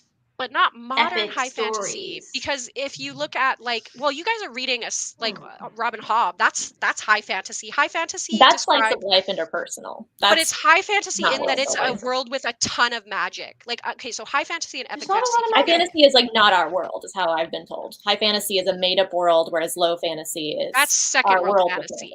My understanding of high fantasy is a high level of like magic and difference from our world, like those two things together. Epic fantasy is something that has scope. So like Robin Hobb is not epic because she focuses very narrowly, and like we're not dealing with massive like countries and seeing all, like Malazan Book of the Fallen is epic, right? Like we have like 400 characters that we're following and like gods and different empires and things interacting. Like that's epic. But like high fantasy, like Legendborn, which I loved last year, that's not high fantasy because it's set in the real world. It's in our magic. World, it's contemporary. It's low fantasy and it's contemporary fantasy. One could probably argue that one might even be considered urban fantasy, even though it takes place. Chapel Hill is not a very urban center. It's a university campus, so I would call it contemporary fantasy. But then I love, the thing that I've been loving a lot this year is the like historical fantasy, but not the way that Guy Gabriel Kay writes historical fantasy, because he writes high epic historical fantasy. I love the historical fantasy that's very low fantasy, that's like recently I've read like Wild and Wicked Thing and Bright Ruin. I feel like Kay is low fantasy, but his world is so fantastical. It's like, well, like not fantastical, but disagree. like not okay. I'm using the wrong words now. I'm getting myself mixed up. It's not our world. I guess maybe he's epic, but not high. I think I mixed that up. He writes epic fantasy because the scope is huge. But yeah, but like, would you say Lady Trent is high or low? Because like for me, since it's a made up world, I would class it high. But I feel like you would say it's low. I feel like it has to be low because there's no magic in this world. But it's not our world. But it's second world fantasy. First world fantasy is middle fantasy that's set in our world. And second world fantasy is a world that's created. So like you can have second world fantasy, like another book that I'm thinking of is The Guns Above. There's nothing fantastical about that book except it's a made up world with made up countries. And it's kind of like pseudo Napoleonic. So that book, I thought that was fantasy. The only qualifier you needed for high, to be honest. That's maybe my distinctions are not good ones. Saying, I don't know. I like the extra kind of. I try to think a lot about genre, and this is something that like I'm kind of low-key obsessed with, like categorizing things. It's kind of like a pastime of mine. Like my pile sheet, like I love, like I put my main category and then my second column I'm all like, okay, how do I like categorize this down? Because like there's lots of different kinds of fantasy, and I think there are specific things that I like that aren't the kind of fantasy that like people think of when they think of fantasy. And like I think grimdark, maybe it's just the communities that I'm in, but I feel like grimdark has like taken over everything, and this whole like claim that grimdark is more realistic fantasy drives me bonkers. But I think grimdark, not to go on into a tangent, but I think it's even taken over TV. I think it's just like big Game of Thrones influence, and not even fantasy shows, but I feel like just general like contemporary realistic shows are very about kind of like morally gray, very dark themes. Every thriller is about like this woman murdered her husband. Like I feel like that theme is just very current. But that's a whole other deal. Yeah, I'm gonna rein this back in just because of the time. What are we doing? Up to 5 a.m. here. That's what we need to do. Some more sprints and talk about. I'm learning so much about fantasy. I've never thought about it this much. I'm newer to it. Oh no, and I almost want to be like, what kind of fantasy do you like, Kristen? But I'm like, no, it's so early in the morning. We'll do sprints. Okay. Yeah, we'll do sprints, and next time for Lady Trent, we'll be at a more reasonable hour. Yeah. Yes. Yeah. Does anyone have anything before we wrap up, or final thoughts on this one? Better or worse than the first book, in your opinions? Worse, I mean, but you know why. Worse, like by a little lot, but on colonialism, but better in like pacing and story. I liked this story better, other than the fact that it was like super colonial. Kristen?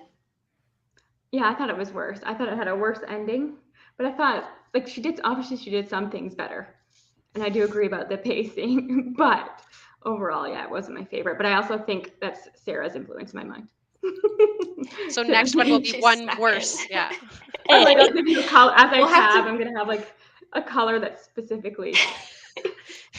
You'll have to send me like screenshots of the ones that you tab that you think were this is the part that I think you're gonna hate. And tell me if I'm wrong. I have a prediction for like what some of your favorite books will be. Sarah, I think none of them. I was gonna say let's. But I have a prediction. As we go, let's rank them every time. So I would say I think that I liked this one better. From like a story, plot, pacing. Even like I will say I'm disappointed with the ending, but overall I think that I enjoyed it a little bit more than the first one. I think that the audiobook is an influencing factor here, because I think that being able to just like absorb it and not like think as much about it probably made me enjoy this one a little bit more. But even still, yeah, there's so many problems. I think they're both equally bad. Cross your fingers, the third one you're gonna love. Airships. Give me airships and we'll see. Maria doesn't look hopeful about that. It could go either way. I feel like you'll either have so much to complain about because there's stuff that I'm just like, this is problematic, right? And if I thought that, you'll probably think that. But then you could like the airships and other things. I don't know. I do like airships. When did the last book in the series come out? Because I'm wondering if like she gets better because I've heard that last one's amazing, but again, I feel like that's like from people who like the series. I've heard that as well. The sixth one, the companion book, you mean? Yeah. What year did it come out? Turning Darkness into Light was 2019. Okay. So okay. Yeah, Tropic of Serpents 2014, Voyage of the Basilisk 2015, In the Labyrinth of Drakes 2016, Within the Sanctuary of Wings 2017, and then Turning Darkness into Light 2019. And so Mask of Mirrors was 2021. Okay, I just have to share my favorite line from the book. I feel like that's my thing with her, is that like every now and then she just like pulls out the best one-liners that I'm just like just so in love with. In the last one, it was like, I chucked your book, or what did she say? I burned your book. Oh yeah, right after her husband died, she was so gleeful. I know, yeah. I know it was bad timing, but it was funny. But this one, she was talking about her tendency to wear pants, to wear trousers on whatever, and she was like, I don't wear them all the time back home, like except for that incident at Booker's Club should be discounted. Like I was extremely drunk at the time. Like, but see, now I just want to know what that story is. So funny. Yeah, yeah. Agreed.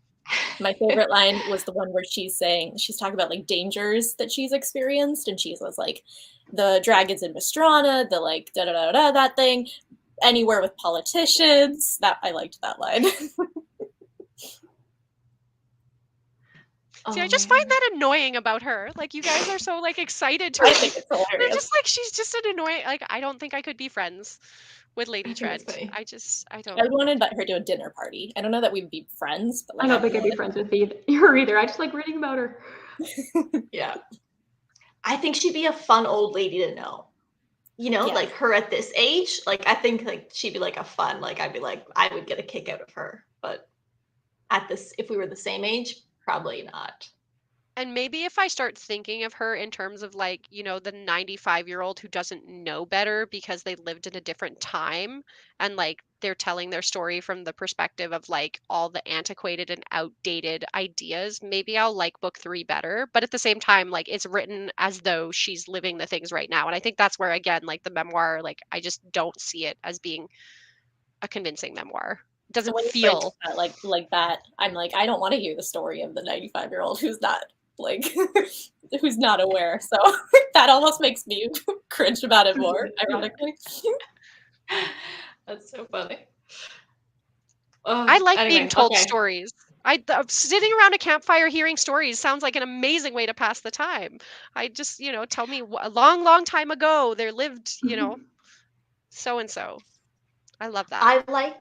I do like when it's here, let me tell you my story. Like a lot of my favorite books have that narrative framing. I think it can be done in a way that I like or don't like it. It just depends. Closing thought. I am thankful this book does not have footnotes. And that it's short so that your suffering is limited. No, I'm reading a book right now that has footnotes and it's driving me crazy. The only person in fantasy who should be allowed to include footnotes is Sir Terry Pratchett, and he is now gone, so no one else is allowed footnotes. Not allowed. I haven't read Jen Lyons. I hear Jen Lyons is really good, but I haven't read Jen Lyons yet. I may change my opinion. They're so good. Like, I was annoyed in the first book because I was like, I hadn't figured out how to do it well on my Kobo. And like, definitely if you're doing the immersion reading, that's the way to experience it, because the person just like pops in a different voice and says it. It's amazing. But actually the footnotes are so good. That will get me off on a tangent, but they're so good. They're so good. Because there's 2 narrators. The books are narrated by different people. Like books 1 and 3 and 2 and 4 are narrated by different people. And these are books that exist in the world. And so the narrators have read each other's books and they start like sassing each other and calling each other out on like inaccuracies, really cool. Or like, what's that called? Like the questionable narration. What's that called? Untrustworthy narrator. Yeah, like they call each other out for that, like for making stuff up, or like, oh, actually you're wrong. Like, and like they know each other in real life too. It's so good. Like the footnotes are built into the storytelling in such an amazing way. But every now and then there's one that's like, this wasn't necessary. Like sometimes you'll flip and it'll be like, I disagree. And you're like, well, I'm going to skip that. They're so good. Anyway, okay. Time for you to go to bed, Kristen. Yeah. Yeah. Let's wrap this up. Okay. So we do have the date and time for the next book that we'll be reading, which is book number 3, The Voyage of the Basilisk. I'm just going to pull this out because I have all of the times for us written down. We're going to go with May 1st. It is a Sunday. So we're going to do something that's hopefully a little bit more accessible for a broad variety of time zones. So May 1st, it will be, I'm going to go across, 1 p.m. Pacific time, 2 p.m. Mountain, 3 p.m. Central, 4 p.m. Eastern Standard Time, and in Central European time, it'll be 10 p.m. So much more reasonable for over here. So I'm excited to do it on a weekend. So again, Sunday, May 1st, The Voyage of the Basilisk. Check out in the description box, there's a link to Sarah's Discord, I'm going to forget it. The next slide is on Sarah's channel. Bookish Society? Bookish Discussion Society. Yeah. Bookish Discussion Should have Society. named it something different. I actually really like it. I like it. Yeah. I just, on the spot, have to remember names. This is Sarah's Discord, but then also we have like a separate section for where we're talking specifically about each of the books in the read-along. Okay, so thank you everyone for joining tonight. And for those of you who are watching the replay, put lots of comments down below and we will all hopefully, all or most of us will pop in and monitor those. Okay, have a great night, everyone. Bye. Bye, everyone. Bye. Bye.